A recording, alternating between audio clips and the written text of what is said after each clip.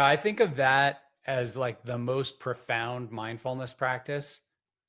In my lexicon, I call that street meditation or street opening. And the basic practice you're describing is think about your day. There are so many idle moments like that of your day. You're caught in traffic, you're at the doctor's office in the waiting room, you're standing in line at the grocery store, right? We have countless moments like that in the day.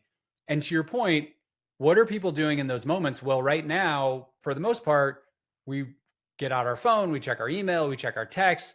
Not that there's anything wrong with that necessarily, but what if we were to take 25% of those moments and turn them into opportunities for maybe a little bit more connection, where you ask the person next to you a question?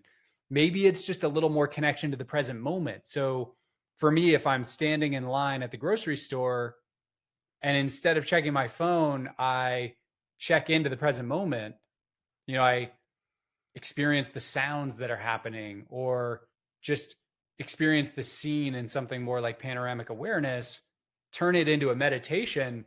That actually is a way of integrating a practice like meditation into the midst of everyday life. And there's so many people who say, like, oh, I don't have time to meditate, but you wait in line, you actually do have time if you start converting those moments into opportunities for mindfulness. I feel like they're good with transitions too. So for me, I've always, even growing up, I went to Catholic school, and as I got busier and busier in life, I would go back to the old school and I would say a quick prayer in moments of transition, like when I was coming into work or when I was leaving work. And then I heard Brendan Burchard talk about the 1 to 2 minutes of meditation that he does when he pulls in the driveway or in the garage at his home, and you come in from work and you're kind of intense and high strung, and just having a moment to transition. And what you're talking about is creating those moments throughout the day, like actually having these moments not only at beginnings and ends, but actually doing them in between, which creates a level of self-awareness that probably helps break that distraction, wouldn't it, to some Yeah, extent? absolutely. And, this is the paradox with things like meditation. I think at this point, everybody recognizes meditation is a great practice, a really powerful practice, but we're not meditating to get good at meditation, most of us. That's not the goal.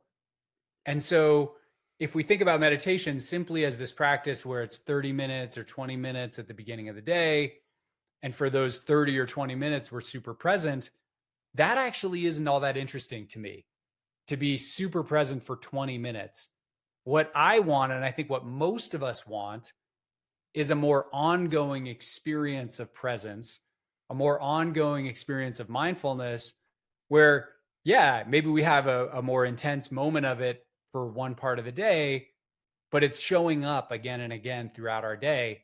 So even if we do some sort of formal mindfulness or meditation practice, having these more informal practices gets to the real goal here. Because to me, that's the real goal, is to be a little bit more present throughout all of the moments. When I pick up my daughter from school, can I be just a little bit more present and a little bit less caught in my like crazy mind stream about the email I forgot to send, or what I might need to do tomorrow at work. So that to me is the real goal. Yeah, it's that self-awareness is such a crucial benefit. The older we get, the more we kind of get this introspective mindset where we look back at how we were and we're like, how could you ever? I can remember talking on the phone all the way to soccer practice for my boys, and then all the Mm. way home many times. And I'm not saying that I did it all the time, but I definitely did it a lot. And it had to be done in those moments in my brain. It didn't actually have to be done. And I think those are the things that today I'm so much more mindful of. I'm so much more aware of. And I also can control my destiny. The older, the more successful you are, the less you care about everything you might have cared about in your 20s and your 30s. And so for me, I just feel like it's such an awareness, and that tilt towards awareness is such an advantage the older we get, if we execute, if we actually do something with it. Yeah, and I think the awareness part is really key here, because I know in your world and certainly in my world, there's all this conversation about longevity. How do we live longer? What supplements should we be taking? How should we be working out? And one of the assumptions of that conversation is that like longer is always better. And I think all things being equal, that is true. But one of the things that gets missed in that conversation is there's quantity and there's also quality. So if you live to 180 years old, you know, you're like the ultimate biohacker. But during those 180 years, your mind is totally fixated on living to 180 years.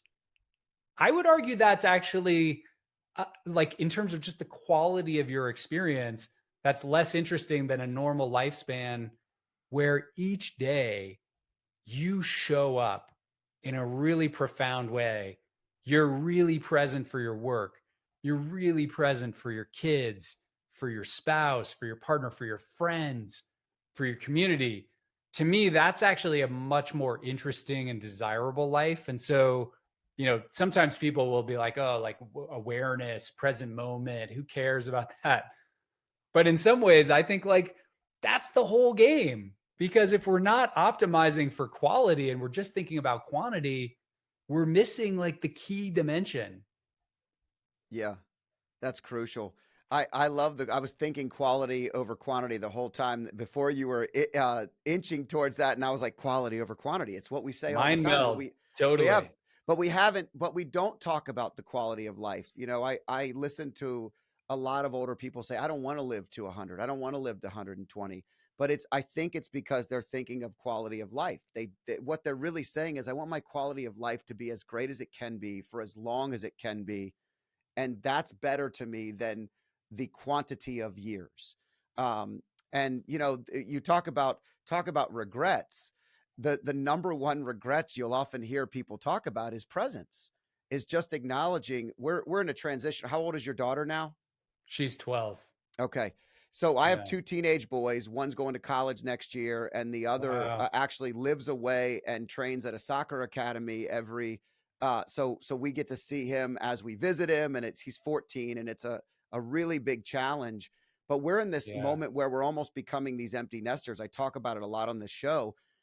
The awareness that I've had now of how valuable each moment is, because they're so quick, has completely altered. I mean, I was doing something business related, super big, very, very challenging, and I'm dropping him off in August and I'm driving home, and I just had this like nothing else matters. Mm. Everything melted away. In that present moment, all I could think about is, okay, what am I going to do to get more time here? What am I going to do to make our relationship valuable? What kind of network am I going to create around his life so that our influence can stay beneficial outside of the sport and outside of the schooling? And it was so hyper focused on solving something, but it was a complete and utter present state. And it's while it's scary sometimes, and you talk about pain and embracing the pain, and I'd like you to talk a little bit about that, because I think that was a painful moment for me, but by embracing it and kind of working through it, I was able to create so many outlets of opportunity. And had I been sitting on my phone, throwing away the day, mourning the fact that we were going to be empty nesters and our whole life was going to change, and we're not sure what that means, I would have been wasting that time instead of being so present, embracing it, and actually driving towards solutions and opportunity. Yeah. I love everything you just said there. So, first of all, just want to comment on the regret piece. I think that's really important. As you mentioned, I'm a former philosophy professor. And one of the things that's really interesting in a lot of the ancient philosophy, this idea of death looms really large. And in particular, this thought experiment around, you know, waking up every day, imagining that it's your last day, which has become very cliche and obvious.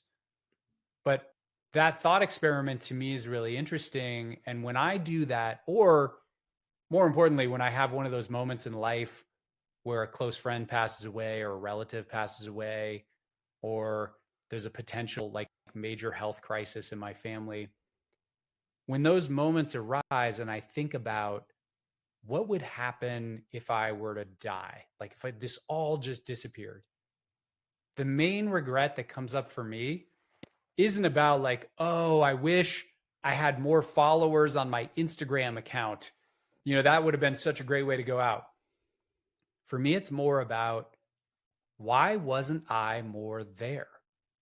That's the regret, right? The regret would be, why was I so busy all the time with things that really didn't matter at all, in the grand scheme of things? If you like clips like this, I have a similar clip here. And if you want to watch the full video, click here.